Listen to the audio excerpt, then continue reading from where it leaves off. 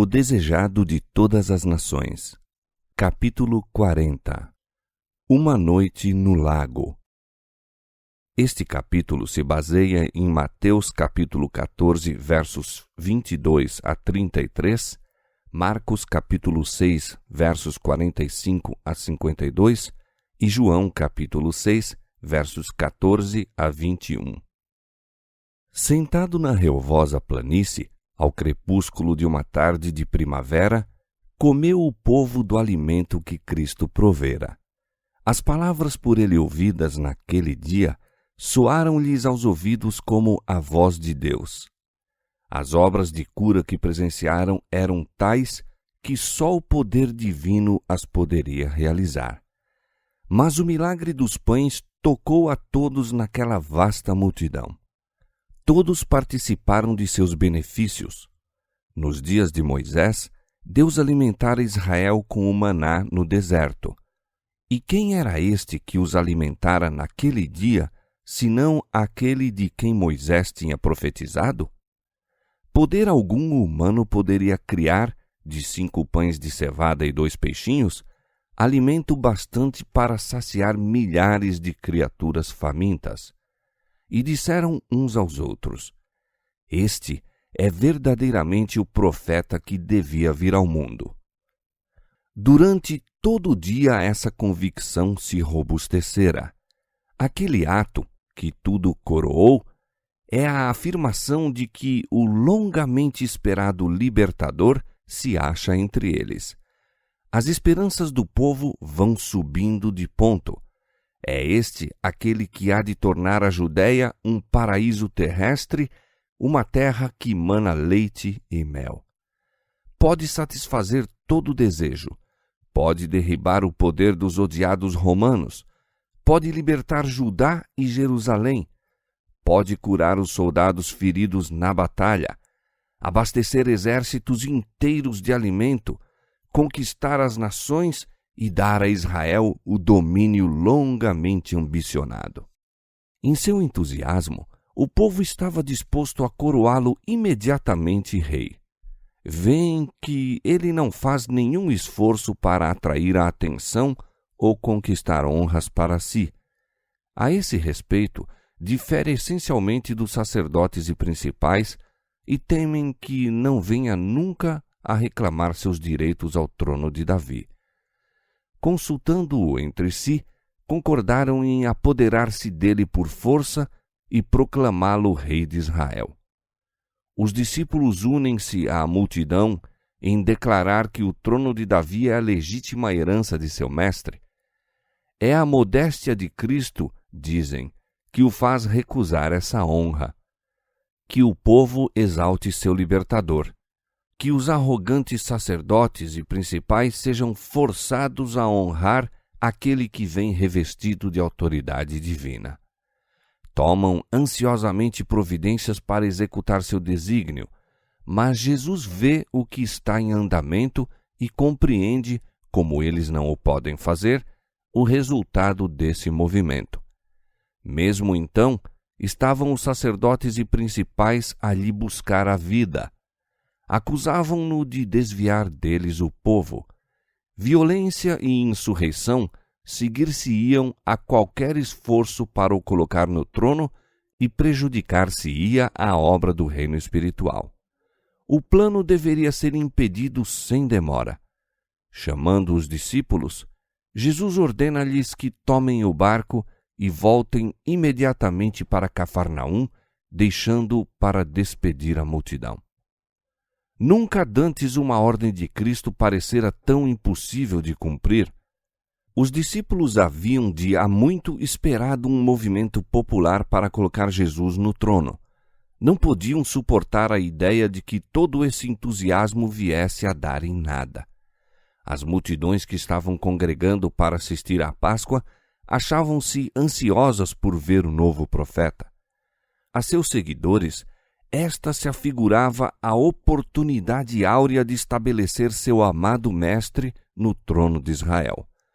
No ardor dessa nova ambição, duro lhes era afastar-se e deixarem Jesus sozinho naquela desolada praia.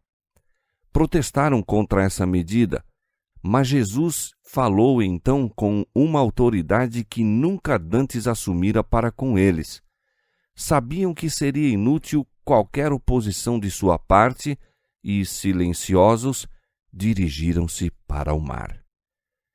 Cristo manda então à massa que se disperse, e tão incisiva é sua maneira que não lhe ousam desobedecer.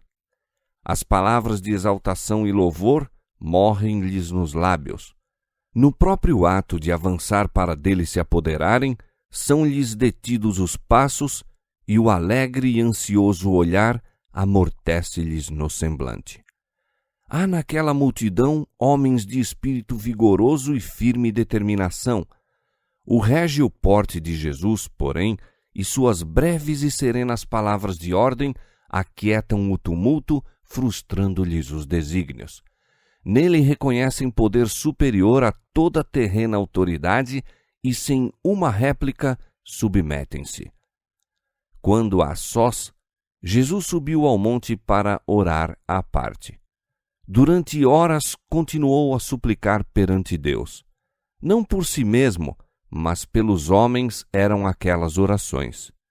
Rogava poder para revelar aos mesmos o divino caráter de sua missão, a fim de que Satanás não lhes cegasse o entendimento e pervertesse o juízo.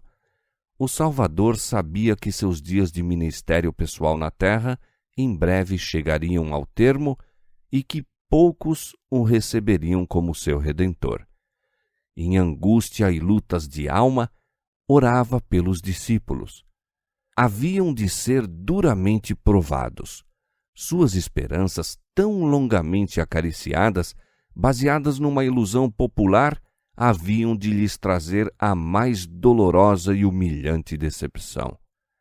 Em lugar de sua exaltação ao trono de Davi, haveriam de testemunhar-lhe a crucifixão. Essa deveria, na verdade, ser sua coroação. No entanto, não o percebiam e, em consequência, grandes seriam as tentações a sobrevir-lhes, as quais difícil lhe seria reconhecer como tentações. Sem o Espírito Santo para iluminar a mente e ampliar a compreensão, a fé dos discípulos faleceria. Penoso era a Jesus ver que o conceito deles quanto a seu reino se limitasse a tão grande parte ao engrandecimento e honra mundanos. Oprimia-o o peso da preocupação por eles e derramava suas súplicas com acerba angústia e lágrimas. Os discípulos não partiram imediatamente, segundo as instruções de Jesus. Esperaram algum tempo, na expectativa de que ele se lhes viesse juntar. Ao verem, porém, que as trevas se adensavam rapidamente, entrando no barco, passaram o mar em direção a Cafarnaum. Com o coração insatisfeito, deixaram a Jesus, mais impacientes com ele do que nunca, desde que o tinham reconhecido como seu Senhor. Murmuravam por não lhes haver sido permitido proclamá-lo rei. Exprobravam-se a si mesmos por se terem tão prontamente submetido às suas ordens. Raciocinavam que houvessem sido mais persistentes e teriam, talvez, conseguido o seu desígnio. A incredulidade se estava apoderando de seu espírito e coração. Cegava-os o amor da honra. Sabiam que Jesus era odiado pelos fariseus e estavam ansiosos por vê-lo exaltado como pensavam que devia ser. Estarem ligados a um mestre que podia operar tão grandes milagres e ainda serem injuriados como enganadores era provação que mal podiam suportar. Deveriam ser sempre considerados seguidores de um falso profeta? Não haveria Cristo nunca de afirmar sua autoridade como rei? Por que não havia ele, que possuía tal poder, de revelar-se em seu verdadeiro caráter e tornar-lhes a eles o caminho menos penoso? Por que não salvar a João Batista de uma morte violenta? Assim raciocinavam os discípulos, até que trouxeram sobre si mesmos grande treva espiritual. perguntavam: poderia ser Jesus um impostor, como afirmavam os fariseus? Os discípulos haviam testemunhado naquele dia as maravilhosas obras de Cristo. Dir-se-ia que o céu baixara à terra. A lembrança daquele dia precioso, glorioso, devera tê-los enchido de fé e esperança. Houvessem, da abundância de seu coração, estado a conversar entre si a respeito dessas coisas e não teriam caído em tentação. Sua decepção, porém, lhes absorvera os pensamentos. Esqueceram-se das palavras de Cristo: recolhei os pedaços que sobejaram, para que nada se perca. Foram horas de grandes bênçãos para os discípulos aquelas, mas tudo olvidaram. Achavam-se em meio das turbadas águas, tinham os pensamentos tempestuosos e desarrazoados, e o Senhor lhes deu alguma coisa a mais para lhes afligir a alma e ocupar a mente. Deus assim faz muitas vezes quando os homens criam preocupações e aflições para si mesmos. Os discípulos não tinham necessidade de criar perturbação, já se avizinhava o perigo. Violenta tempestade se viera imperceptivelmente aproximando deles e não estavam preparados para ela. Era um súbito contraste, pois o dia fora perfeito, e quando o vento soprou sobre eles, atemorizaram-se. Esqueceram o aborrecimento, a incredulidade e impaciência. Todos trabalharam para impedir que o barco fosse a pique. Era pequena a distância, por mar, de Betsaida para o ponto em que esperavam encontrar-se com Jesus, e com um tempo normal não levava senão poucas horas. Agora, porém, eram tangidos cada vez mais longe do local que buscavam. Até a quarta vigília da noite, pelejaram com os remos. Então, deram-se por perdidos. O mar, tempestuoso, imerso em trevas, fizera-os sentir seu desamparo e anelavam a presença de seu Senhor. Jesus não os esquecera. O vigia vira, da praia, aqueles homens possuídos de temor em luta com a tempestade. Nem por um momento perdeu de vista aos discípulos. Com a mais profunda solicitude acompanhavam seus olhos o batel, sacudido pela tempestade, com sua preciosa carga, pois esses homens deviam ser a luz do mundo. Como a mãe amorosa a velar o filho, assim cuidava dos discípulos o compassivo mestre. Rendidos os corações, acalmadas as ambições profanas, e pedindo eles humildemente auxílio, este lhes foi dado. No momento em que se julgavam perdidos, o clarão de um relâmpago revela-lhes um misterioso vulto que deles se aproxima, vindo sobre as águas. Não sabem, todavia, que é Jesus. Consideram um inimigo aquele que os vinha ajudar. Apodera-se deles o terror. Afrouxam-lhe as mãos que haviam empunhado o remo com pulso de ferro. O barco ondula ao sabor das ondas. Os olhares acham-se voltados para essa visão de um homem a caminhar sobre as alvacentas vagas do mar todo espumejante. Julgam-no um fantasma a lhes augurar a ruína e gritam atemorizados. Jesus avança como se lhes quisesse passar adiante. Reconhecem-no, porém, e clamam por socorro. Seu amado mestre volve-se, sua voz acalma-lhes os temores. Tende bom ânimo, sou eu, não temais.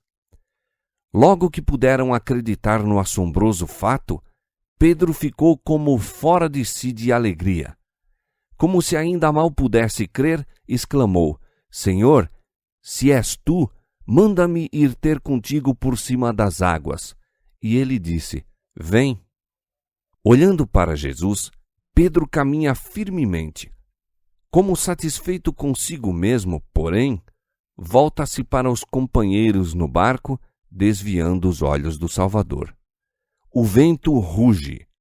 As ondas encapelam-se alterosas e interpõem-se exatamente entre ele e o Mestre, e ele teme.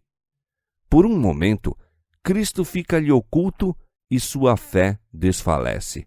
Começa a sossobrar.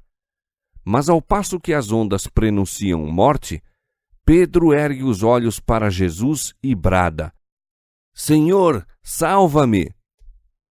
Jesus segura imediatamente a estendida mão, dizendo: Homem de pouca fé, por que duvidaste? Andando lado a lado, a mão de Pedro na do Mestre, entraram juntos no barco. Mas Pedro estava agora rendido e silencioso. Nenhuma razão tinha de se vangloriar sobre os companheiros, pois por causa da incredulidade e da exaltação quase perdera a vida. Ao desviar de Cristo o olhar, foi-se-lhe o pé e ei-lo a submergir-se. Quantas vezes, ao sobrevir-nos aflição, fazemos como Pedro? Olhamos para as ondas em lugar de manter os olhos fixos no Salvador. Os pés vacilam e as orgulhosas águas passam por sobre nossa alma. Jesus não disse a Pedro que fosse ter com ele para que perecesse. Não nos chama a segui-lo para depois nos abandonar. Não temas, diz-nos, porque eu te remi. Chamei-te pelo teu nome, tu és meu. Quando passares pelas águas, estarei contigo, e quando pelos rios, eles não te submergirão. Quando passares pelo fogo, não te queimarás, nem a chama arderá em ti, porque eu sou o Senhor teu Deus, o Santo de Israel, o teu Salvador. Isaías 43, versos 1 a 3. Jesus lia o caráter dos discípulos. Sabia quão dolorosamente seria provada a sua fé. Nesse incidente no mar, desejava mostrar a Pedro sua própria fraqueza, que sua segurança dependia constantemente do poder divino. Em meio das tempestades da tentação, só podia andar em segurança quando, desconfiando inteiramente de si mesmo, descansasse no Salvador.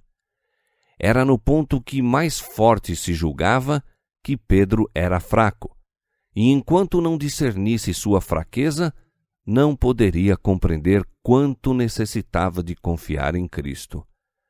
Houvesse aprendido a lição que Jesus lhe buscou ensinar naquele incidente no lago, e não teria fracassado quando a grande prova lhe sobreveio. Dia a dia instrui Deus a seus filhos. Pelas circunstâncias da vida diária, prepara-os para a parte que têm de desempenhar naquele mais vasto cenário que sua providência lhes designou. É o resultado de sua diária prova que determina a vitória ou derrota deles na grande crise da vida. Os que deixam de compreender sua contínua dependência de Deus serão vencidos pela tentação. Podemos entender agora que nosso pé se acha firme e jamais seremos abalados. Podemos dizer com confiança: eu sei em quem tenho crido, coisa alguma pode abalar minha confiança em Deus e sua palavra. Mas Satanás está planejando aproveitar-se de nossos traços de caráter hereditários e cultivados e cegar-nos os olhos para nossas necessidades e defeitos. Unicamente compreendendo a própria fraqueza e olhando firmemente para Jesus, podemos caminhar com segurança. Tão depressa tomou Jesus lugar no barco, o vento cessou, e logo o barco chegou à terra para onde iam. A noite de horror foi seguida pelo raiar da aurora. Os discípulos e outros que se achavam no barco inclinaram-se aos pés de Jesus, corações agradecidos, dizendo: És verdadeiramente o Filho de Deus.